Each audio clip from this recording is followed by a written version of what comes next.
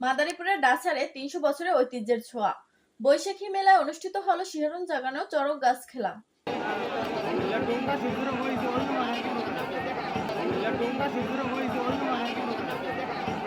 ঐতিহ্যবাহী চড়ক গাছ খেলা যা ৩০০ বছর ধরে চলে আসছে, ভক্তি আর সাহসিকতার এক বিরল দৃশ্য। প্রতি বছর আমাদের এই দিনে আমরা এই চড়ক ঘোড়ার আয়োজন করি এবং বিভিন্ন এলাকা থেকে বিভিন্ন লোকজন আসছে। আমাদের শুধু একটাই কথা, যে এই ঐতিহ্যকে ধরে রাখার জন্য আশপাশে যারা আছেন, যে সব দর্শক এসেছেন, সবাই আমাদের আশীর্বাদ করবেন যেন আমরা এই ঐতিহ্যকে ধরে রাখতে পারি। বাংলা নববর্ষ উপলক্ষে ৩ দিন ব্যাপী বৈশাখী মেলা শেষ দিন ছিল বুধবার। মূল আকর্ষণ ছিল এই চড়ক খেলা। ৫ জন যুবকের পিঠে লোহার বর্ষি ফুঁড়ে দুজনকে ঘোরানো হয় চক্রাকারে।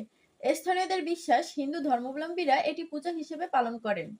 আবার কারো মতে রাজাদের আমলে খাজনা দিতে না পারা প্রজাদের শাস্তি থেকে এই প্রথার শুরু।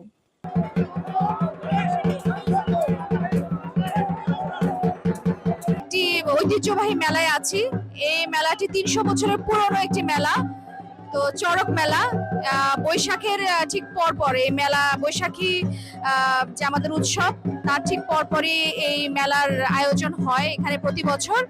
এটি একটি ঐতিহ্যবাহী মেলা এবং এই মেলা আসলে সবাই দেখতে অনেক অনেক দর্শনার্থী ভিড় করে। আমি আমার যেহেতু এটি আমার সার্কেলাধীন, আমি এখানে এসেছি মেলাটি উপভোগ করার জন্য এবং এই মেলার আইন শৃঙ্খলা রক্ষায় যারা আমাদের নিয়োজিত আছে সবার ডিউটি তদারকি করার জন্য এখানে এসেছি, যেন মেলাকে কেন্দ্র করে কোনো ধরনের অপ্রীতিকর ঘটনা না ঘটে। অতিরিক্ত পুলিশ সুপার সদর সার্কেল মাদারীপুর তিনি বলেন, চড়ক গাছ খেলে একটি ভিন্নধর্মী আয়োজন। এটি পরিচালনা সাহসিকতার প্রয়োজন এবং আয়োজকদের নিরাপত্তার বিষয়েও সচেতন থাকতে হয়। আমরা সার্বিক নিরাপত্তা নিশ্চিত করেছি।